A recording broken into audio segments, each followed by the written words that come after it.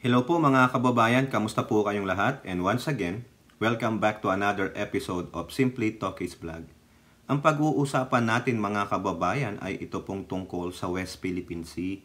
Kasi po nung isang araw, several of our congressman, yung mga nasa committee po ng West Philippine Sea, yung mga nagdi-discuss ng Gentleman's Agreement, nagpunta po sa Masinloc, sa bayan po naming Zambales. No, doon po sila nagkaroon ng town hall meeting, kumbaga tawag doon, para po malaman ang saloobin ng mga kababayan nating mga mangingisda dyan sa bayan ng Zambales, particularly sa Bajo de Masinloc, or Scarborough Shoal, or Panatag Shoal. Yung po yan. No, at doon po ako naiiyak eh. Kasi nakapanood po ako ng isang video nung biyahe ni Koy. May in-interview siya doon na talagang kawawa po yung mga kababayan kong mga taga Zambales, particularly dyan sa Masinloc, yung mangingisda, na hindi po sila nakakapangisda ng maayos dyan po sa Scarborough Shoal. At sabi nga po ng ating kaibigan na si Ilora, na yung pong Bajo de Masinloc or Scarborough Shoal or Panatag Shoal, ang daming tawag talaga pong hitik na hitik sa yamang dagat yan. Nakita nyo, may video nga dyan na pinakita si Tariela saka si Jonathan Malaya na ginurgor nila yung mga tsekwa, yung Bajo de Masinloc. Mga patay na turtles, mga ninanakaw na ang lalaking giant clams na ang laman ay mga pearls. Kaya nga di ba sabi ko sa inyo, ang Pilipinas are pearl of the Orient. Napakayaman ng kalikasan natin. Pero hindi tayo nakikinabang. Kasi bakit? Ibinenta eh. Sino nagbenta? Ha? Alam nyo na kung sino. Yung mga makatsekwa. Alam nyo na yan. Yung mga, sabi nila, I'm perfect. Pero ako, ang tawag ko, imperfect. So doon po, nagkaroon ng town hall meeting, bigay silang saloobin, at ano po ang mga binigay ng mga pangako ng ating mga congressman. 3 video po ito, ipapakita natin sa inyo. O ito po, unahin natin yung pagpiplex ng muscle ng China. Pinadala nila ang pinakamalaki nilang Coast Guard sa Bajo de Masinloc. Nagsagawa ng intrusive patrol sa Scarborough Shoal o Bajo de Masinloc ang pinakamalaking Coast Guard ship sa mundo, ang China Coast Guard 5901. Batay ito sa monitoring ni Ray Powell, isang maritime security expert. Dagdag pa nito, kasama ng barko ang isa pang CCG vessel. Ginawa ng China Coast Guard ang intrusive patrolling o mapanghimasok na pagpapatrolya sa Exclusive Economic Zone o EEZ ng Pilipinas. So yan po mga kababayan, nagpadala na ng kanilang Gulayat. Pinakamalaki palang Coast Guard ship sa buong mundo. Nagflex ng muscle yan sa Scarborough Shoal. O akala man nila yuyuko ang Pinoy. Hindi pa. Ilan yuyuko ang Pinoy sa inyo? Isa lang yumuko sa inyo yan, no? Si Imperfect. Yung Prime Minister ni Baal. Yan. Yan yun. Yung tuta ni Xi Jinping. Okay? Ito naman po. Ito ang mahalaga, mga kababayan. Dito kayo mabibigla. Baka tumulo paluhan nyo dito. Kasi, bigyan ko lang kayo ng maiksi Yung isa pong nagsalita dito, no, yung taga Masinloc, kababayan naming Sambaleño, sinabi niya ang katotohanan. Kayo na po ang kumuha nung sinasabi ko. Ano yung katotohanan, no? Ni-real talk niya po yung mga mambabatas. Ito po sa balita ng PTV, no? Mga mangingisda sa Zambales naging emosyonal habang ibinabahagi ang pangharas ng China. Madamdaming nagsumbong ang mga mangingisda sa Zambales sa mga mambabatas na nakipagpulong sa kanila tungkol sa dinaranas nilang harassment mula sa China sa tuwing sila ay mangingisda sa Bajo de Masinloc. Yan ang sentro ng balita ni Melales Moras. Emosyonal ang ilang mangingisda sa Zambales nang kanilang ihayag ang umano'y pangharas ng China sa Bajo de Masinloc o Scarborough Shoal. Yan ay sa isinagawang public consultation ng House Committee on National Defense and Security kasama ang Special Committee on the West Philippine Sea patungkol sa mga issue sa WPS. Ang isa sa mga mangingisda, ibinahagi pa ang isang video kung paano sila hinaharang ng naglalakihang barko ng Chinese Coast Guard kaya't madalas hindi na sila makapangisda. Kaya naman, nagpapasaklolo na sila sa mga kongresista. Ito po, dinadaan ko na lang po sa luha. Dinadaan ko na lang po sa inyo dahil ngayon na po kayo bumaba. Ramdam naman ninyo siguro ang kahirapan namin. Sino ba ang tutulong sa amin? Wala po kaming kilala dahil maliit lang po kami. Sino tutulong sa amin? Kapag eleksyon, kilala mo kami? Pagdating sa problema, di nyo kami kilala. Paano po? Ito po, diretsahan po. Diretsahan po. Ang sinasabi ko, sasaluubin ko po. Diretsahan po ako. Noli, ramdam kita kanina. Ramdam kita. Kasi sinasabi mo, pag dumarating ang mga eleksyon, dito lang naglalabasan yung mga politiko. Pero, alam mo, kapatid, I would like to emphasize that yung order ng ating Pangulo at ni Speaker Martin Romualdez, hindi pa naman mangangampanya si Pangulong Marcos eh. Pero nakita nyo ng pakikipaglaban na ginagawa niya sa mga bansang gustong sumakop sa ating lugar. Hiniharap na niya ang kanyang pagkatao. Kaya may eleksyon man o wala, lalaban tayo sa kanila. Tiniyak ng Kamara na masusi nilang tutugunan ang issue alinsunod na rin sa kautusan ni na House Speaker Martin Romualdez at Pangulong Ferdinand R. Marcos Jr. Sa ngayon, isa pa sa mga pinangangambahan ng mga mangingisda ay ang banta ng China na mang-aaresto na sila ng foreign trespassers sa mga teritoryong inaangkin nila. Pero pagtitiyak ng mga kongresista, Poprotektahan po natin ang ating mga isda, na andun po ang Philippine Coast Guard, na andun po ang ating mga sundalo, upang tulungan, protektahan ang ating mga mangingisda na malayang makapaghanap buhay sa naturang lugar. Naiintindihan po namin yung kanilang takot at pangamba. Ngunit naniniwala po kami sa kakayahan ng ating pamahalaan, sa kakayahan ng ating gobyerno na protektahan yung ating mga mamayan, lalong-lalo na sa ating exclusive economic zone. Bukod dito, siniguro rin ng liderato ng Kamara na aalertuhin din nila ang iba pang concerned government agencies para mapaigting ang kanilang hakbang sa issue. Malapit na naman yung budget season. Narinig natin yung ating mga fisher folks at mga ibang kahilingan na sinabi ni Kong J. Kong Hoon at ang aking mga kasama. So rest assured that we will form a interagency para magkaroon ng kasagutan. Melalas Moras para sa Pambansang TV sa Bagong Pilipinas. O yan po, mga kababayan. Na-real talk sila, no? Nung si Kabayang Noli de los Santos. Mukhang de los Santos, mukhang kamag-anak yata ito nung tita ko eh. Malapit lang yung bayan ng tito ko dyan. De los Santos sila eh. Di ba? O, Manong Noli, good job. Ni-real talk mo sila. Naalala nyo lang kami kung may eleksyon. After that, wala na. Totoo yun. Ang galing nyong magsalita, ang galing nyong magbigay ng pangako during campaign, no? Pero pag nakaupo na kayo, walay. Nagbago na ang sitwasyon. Parang yung sinasabi nung governor dyan, si Ebdani, hindi ako maniwala dyan. Bibigyan natin ng separate content yung sinasabi nila, no? Hindi po ako kampante sa governor na yan. Hindi niya kayang ipaglaban ang bayan ng Zambales. O ngayon, ito namang si Representative Dan Fernandez, nagsalita, nakita niyo, no? Ramdam niya si Kanoli. Pero ang problema, ramdam mo what you gonna do now. What can you do? Diba? Bakit ngayon lang? Kaso nga po, hindi makagalaw ang Kongreso noon kay Digong. Yung sinasabi ni Digong na transparency and accountability, anong ginawa mo para paunlarin mo ang Coast Guard?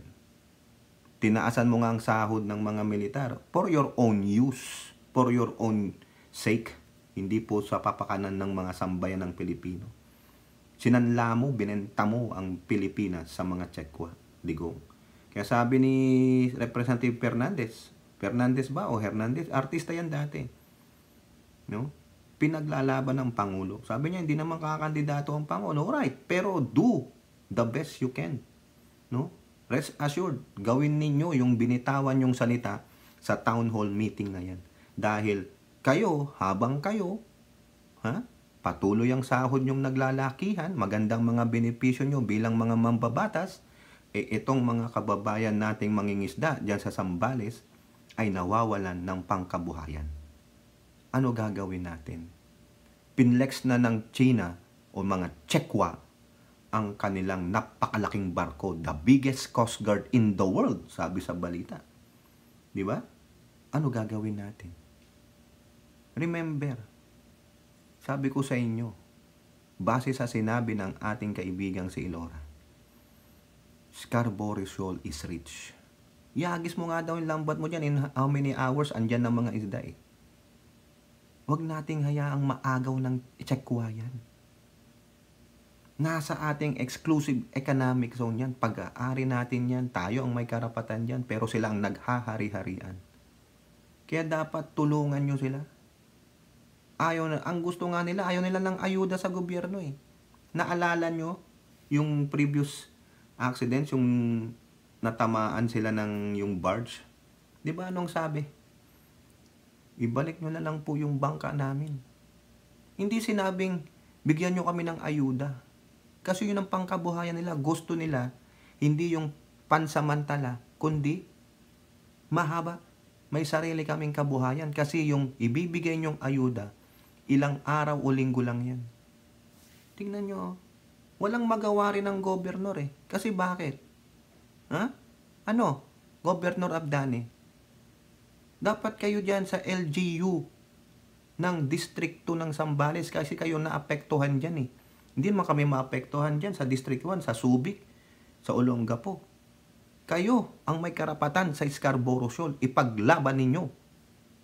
O ngayon, yung mga nandyan, ikaw Dong Gonzales, Richard Gomez, si Kong Hun o Kong Hun, representative namin yan. Yung batang-batang Riderits party list doon. O, anong magagawa ninyo? Diba? Is it too late? Maybe yes, pero at least may gagawin. At ang Pangulo ay patuloy na naninindigan dyan sa West Philippine Sea. Yan ang hindi nagawa ni Digong. Totoo po yung sinasabi ni Representative Dan Fernandez na yan. No? Tataya ng Pangulong buhay niya, paninindigan niya. At ito pa ang sinabi ng ating magiting na DND Secretary, the future President, kung tatakbo man siya.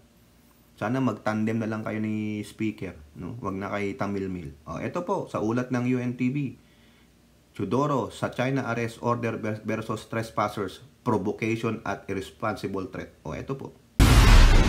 I believe what a provocation is the roguish and irresponsible threat to detain quote-unquote trespassers in what is claimed as internal waters but is actually part of the high seas and part of the West Philippine Seas by a country.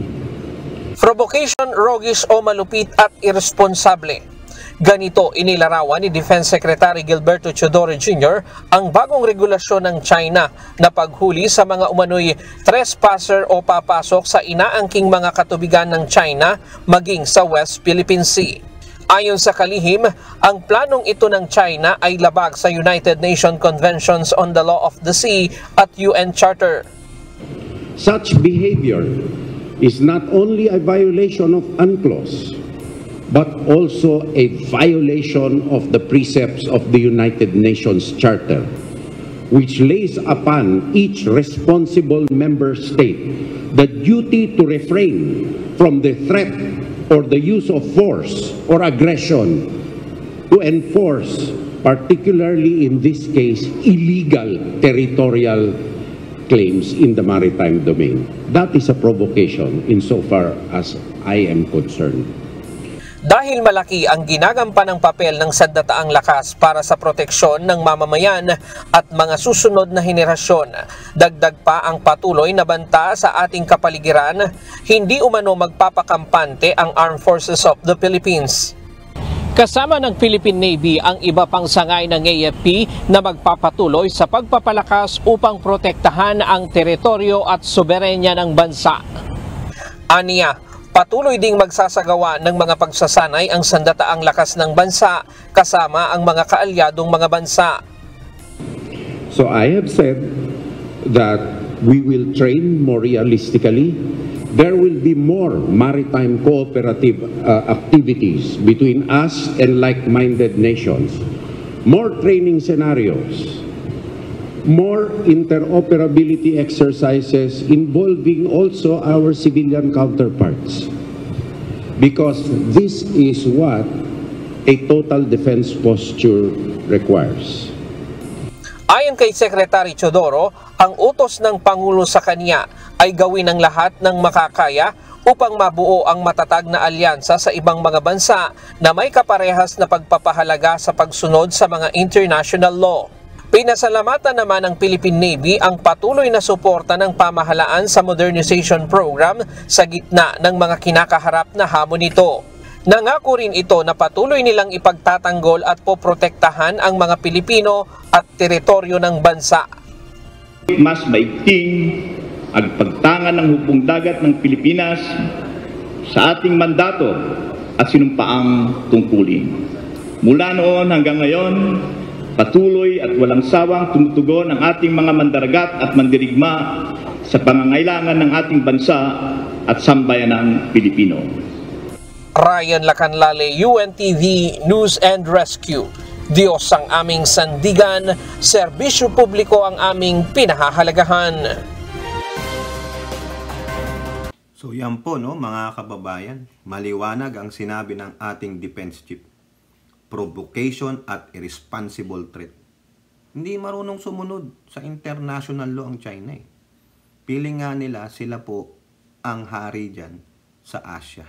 Kasi nga, business capital of the world. Diba? Mura ang labor, yung mga produkto, pero madali namang masira. Diba? Hindi ma-economic sanction ng mga bansa na malalaki. Hinahayaan silang maghari-harian eh. Kaya yan nagiging palalo. Pero papalagan po. Tingnan nyo yung demeanor ni Secretary Gibo. Ha? Yan ang presidentiable. Yan ang dapat na next in line kay PBBM or si Speaker. Wag lang si Tamilmil. Naku, Diyos ko po. Mawawala ang West Philippine Sea. Baka masakop pa ang Palawan, Zambales. O kaya Pangasinan yung party dyan. No, sa Pangasinan. Wala. I-extend nila yan ng 12-dash line na. Wala na. Diba? Pero, I believe, yung mga taga Palawan, hindi papayag. Baka mangyari na ang hindi inaasahan. So yan lang po mga kababayan, no? Ang ulat natin sa inyo sa West Philippine Sea, lalong-lalo na yung latest dyan sa Baho de Masinloc. Sana naman po ang mga representante at ang mga senador, no, pahalagahan nyo po yan. Malaki po ang yaman dagat dyan sa ating West Philippine Sea. Bakit nagpupumilit ang China dyan? Kasi ang laki po ng oil reserves dyan, saka gas reserves. Yun ang gusto nilang mata. Trillion, no, of barrels of oil at ganun din ang gas. Oh, di ba? O kayo po, mga kababayan, ano pong masasabi ninyo, no? Patuloy nating susubaybayan itong West Philippine Sea. Hot topic ito sa pagdasal natin, no? Na pag-ingatan ng may kapalang ating mga kababayan, lalo na yung mga mangingisda, nakakaawa po, no? At ganun din ang presidente. Okay, comment down below and don't forget to like and share. Hope to see you on our next videos. Bye-bye. God bless.